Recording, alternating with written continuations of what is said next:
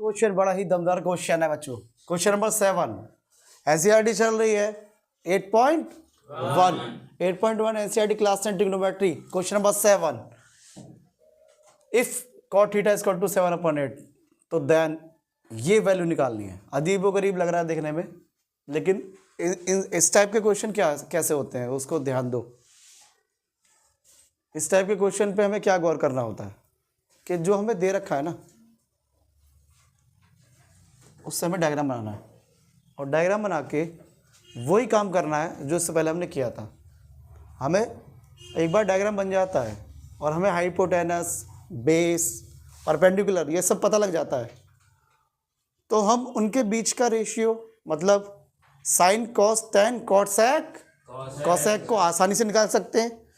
जब वो सारी वैल्यू में से हमें कुछ वैल्यू की ज़रूरत पड़ेगी उन्हें हम रख देंगे, तो जो वैल्यू जो निकालना है हमें वो आसानी से निकल जाएगा।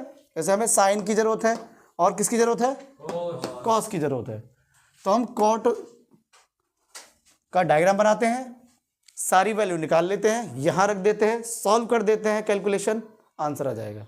ठीक है ना। तो प्रोसेस समझ में आ गया। चलो अप्लाई करो, अप्लाई करो, सॉल्यूशन देखते हैं। तो सबसे पहले हमें क्या बनाना चाहिए, डायग्राम। हमें पता है कि कॉट थीटा, एक बार देखना जरा सही दिख रहा है, बिल्कुल फिट, कोई प्रॉब्लम तो नहीं है किस बच्चे, बिल्कुल फिट। Okay, cot theta 7/8। सबसे पहले फिर बनाते हैं, राइट एंगल ट्राइंगल बना दो जल्दी से। राइट एंगल ट्राइंगल बना दिया, 90 डिग्री के सामने, 90 डिग्री के सामने बोलो भाई, ऐसे क्यों घबरा रहे हो। इस एंगल के सामने बची साइड, बहुत बढ़िया। इस सवाल में कुछ ए बी सी डी कुछ ऐसा नहीं दे रखा है, नो सर, बस ठीक है। P B P H H B ये हमें शॉर्ट ट्रिक पता है, लाल बटे का भी पता है।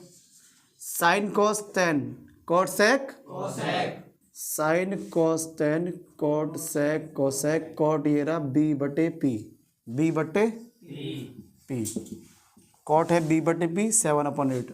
बेस कितना 7 हो गया, परपेंडिकुलर कितना हो गया 8 हो गया। हाइपोटेनस निकाल सकते हो, we know that Pythagoras theorem H square equal to P square plus B square. मुझे एच चाहिए तो एच बराबर क्या हो जाता है, root P square plus B square हो जाता है।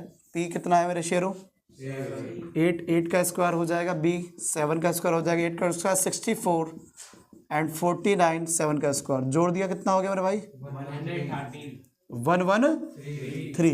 113 हो गया ऐड करके।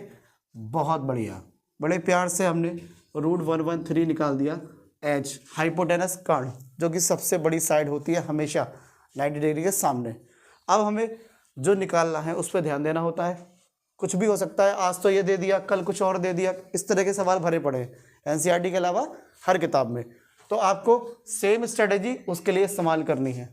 और भी तरीके होते हैं जो आगे तुम एंगल की मदद से सीखोगे, है और भी तरीके, आइडेंटिटीज भी हैं इसकी शॉर्ट ट्रिक, आइडेंटिटी की मदद से हो जाता है बड़े प्यार से। लेकिन फिलहाल ये बेसिक और बहुत अच्छा मेथड है, हर जगह अप्लाई हो जाएगा। अब देखो मुझे साइन की जरूरत है और कॉस की जरूरत है ये वैल्यू निकालने के लिए। ओके, इस टर्म की वैल्यू निकालने के लिए साइन और कॉस की जरूरत पड़ेगी। चलो साइन निकाल लेते हैं। तो साइन क्या होता है, पी बटे एच। हिंदी वाले बोलो तो लाल बटे कक्का से क्या होता है साइन, लंब बटे कर्ण, लंब बटे कर्ण, पी बटे एच। पी फॉर परपेंडिकुलर कितना है बेटा, पी 8 और एच रूट 113। सिंपल। कॉस की भी जरूरत है आपको, यस सर। कॉस कितना हो गया, कॉस क्या होता है आधार बटे कर्ण, बी बटे बी अपॉन बी कितना है 7, एच कितना 113 कॉस थीटा। साइन और कॉस आ गए ना, यस। नोट कर लीजिए इतना, इसको अब वैल्यू को पुट करते हैं जल्दी से। 1+, चाहो तो अलग से वैल्यू निकाल लो और यहां रख दो, खिचड़ी ना पके। मैंने क्या बोला, चाहो तो अलग से रख लो वैल्यू, खिचड़ी ना पके। जैसे 1 प्लस साइन थीटा निकाल लो, उसको यहाँ रख दो, वैल्यू निकाल के रख लो। इस तरह से साइन थीटा की वैल्यू क्या है, √113। चाहो तो ऐसे अलग अलग, इसका अलग निकाल लो, इसको अलग निकाल लो, इसको अलग निकालो, फिर रख दो चारों को, या फिर एक साथ भी रख सकते हैं। आपने कैसा रखा, आपने कैसे ट्राई किया, एक साथ कर रहे हो, आंसर आ गया? Yes sir. चलो एक साथ भी कर सकते हैं, लेकिन लॉन्ग क्वेश्चन में ना कभी भी एक साथ ना रख के छोटे छोटे हिस्सों में रखना चाहिए। अगर लॉन्ग क्वेश्चन है तो खिचड़ी बन जाएगी और आप गलत कर दोगे, क्योंकि बोर्ड में तो वैसे ही होपलेस होते हैं बच्चे। आप प्रैक्टिस ज़्यादा करोगे तो बिल्कुल सही कर दोगे, उसमें कोई दिक्कत नहीं है, दो राह नहीं है। प्रैक्टिस जिस बच्चे की कम होती है तो उसको क्या करना चाहिए, उसको अलग अलग छोटे छोटे हिस्सों में सवाल को तोड़ के फिर बड़ा हिस्सा करना चाहिए। चलो 1 प्लस साइन थीटा की वैल्यू कितनी निकाली आपने, 8/√113। ऐसे ही 1 माइनस 8/√113। बहुत बढ़िया। कॉस थीटा कितनी मेरे शेरों, 7/√30 रूट में ही है ना। Yes sir. कॉस थीटा कितना, 7/√113। देखो बटे में हाइपोटेनस है तो सेम ही होगा ना वो तो। इसी प्रकार से 1 माइनस 7/√113। ठीक बा। Yes sir. अब आपको एलसीएम लेके बस सॉल्व करना है। इतना नोट कर लो फिर बताते हैं। ओके, नोट कर लो इतना फिर बताते हैं। चलिए 1 प्लस 1 माइनस, एक तरीका ये है, एलसीएम लो, जोड़ो, सॉल्व करो, काटो पीटो। ओके, देखो ब्लर नहीं होना चाहिए। एक पास कंप्यूटर जी यहाँ रहेंगे तो ब्लर देखते रहेंगे। 1 प्लस 1 माइनस एलसीएम लेके सॉल्व कर दो, लेकिन उससे टाइम ज़्यादा लगेगा। तो इसलिए हमने बचपन में एक बात सीखी थी कि अगर कोई चीज़ जुड़ रही है और वही चीज़ घट रही है तो ए plus b a minus B बन रहा है। क्या बन रहा है, ए प्लस बी, ए प्लस बी और ए माइनस बी बन रहा है। और ये क्या होता है, ए स्क्वायर माइनस बी स्क्वायर।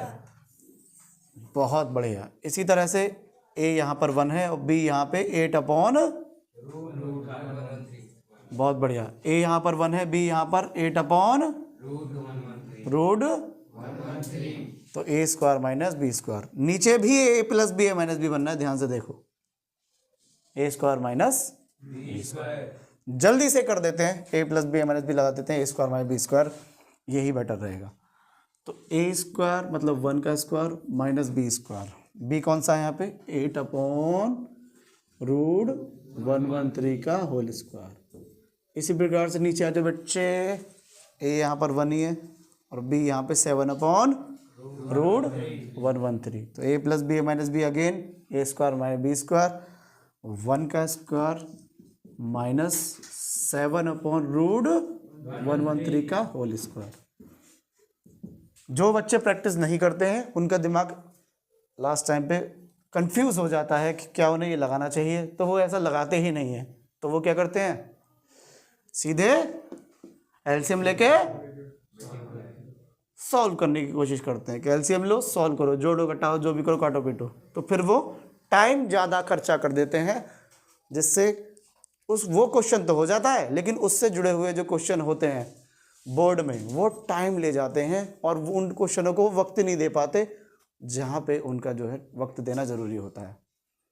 इसलिए प्रैक्टिस ज़्यादा करो, जिससे तुम्हें एटलीस्ट दिमाग में एटलीस्ट ये आ जाए कि ये करना चाहिए। हालांकि इससे भी शॉर्ट तरीका है, प्रैक्टिस से पता लगेगी कि यहाँ पे हम वो से भी लगा सकते हैं, जैसे कि आगे अगली एक्सरसाइजेज में इससे भी शॉर्ट तरीके आप ट्रिग्नोमेट्री में सीखोगे आइडेंटिटी के द्वारा, जिससे हम सॉल्व कर सकते हैं। वो हम आगे देखेंगे, वो भी बहुत बेहतरीन तरीका है, 2-3 लाइन में हो जाता है और बड़े टाइम बच जाता है। चलो ए प्लस बी फिलहाल ए माइनस बी ए स्क्वायर माइनस बी स्क्वायर, ए प्लस बी माइनस बी ए स्क्वायर माइनस बी स्क्वायर। चलो 1 का स्क्वायर 1, 8 का स्क्वायर 64 अपॉन रूट का स्क्वायर होता है तो क्या हो जाता है, रूट हट जाता है, रूट हट जाता है, तो हट जाएगा रूट, अर्थात ये रूट हट जाएगा। इसी तरह से 1 माइनस 7 का स्क्वायर यहाँ पे 49/113। अब ले लो एलसीएम जल्दी से, यहाँ एलसीएम लेंगे तो कितना है बड़ा, 113 यहाँ क्या बचेगा, इसके नीचे कुछ नहीं है तो 1 मान लो, इसके नीचे कुछ नहीं है तो 1 ले लो, ठीक है बेटा। अच्छा अब देखो इसका एलसीएम ले लेते हैं, चलो यहाँ पे कर देता हूँ। इनका एलसीएम क्या होगा बेटा 1 1 3, ठीक है। यहाँ कुछ नहीं है, 1 1 3 यहाँ आ जाएगा, -64 सबको आता है इतना, बहुत बढ़िया। यहाँ पर भी 1 1 3 है मेरे शेरों, 1 1 3 बेटा, यहाँ कुछ नहीं है तो 1 1 3 -49, 1 1 3 में से 64 गया तो कितना बचेगा 49, बहुत बढ़िया। नीचे क्या है 1 1 3, इसी टाइप से 1 1 3 में से 49 गया तो कितना बचा बेटा 64। नीचे क्या है 1 1 डिवाइड किससे हो रहा है 64 अपॉन 1 1 3 से डिवाइड हो रहा है, जिससे डिवाइड होता है वो मल्टीप्लाई में जाके उल्टा हो जाता है। डिवाइड जैसे 64 अपॉन 1 1 3 से भाग हो रहा है तो ऊपर जाके बेटा वो मल्टीप्लाई में बदलेगा और इनवर्स हो जाएगा। 49 अपॉन 1 1 3 डिवाइड जिससे हो रहा है 64 अपॉन 1 1 3, ऊपर जाएगा तो 1 1 3 अपॉन 1 1 3 अपॉन 1 1 3 से 1 1 3 चला गया तो क्या बचा बेटा 49 अपॉन 64। अंततः हमारा क्वेश्चन का आंसर आ चुका है। ये जो हमारा क्वेश्चन था इसका आंसर क्या आ गया बेटा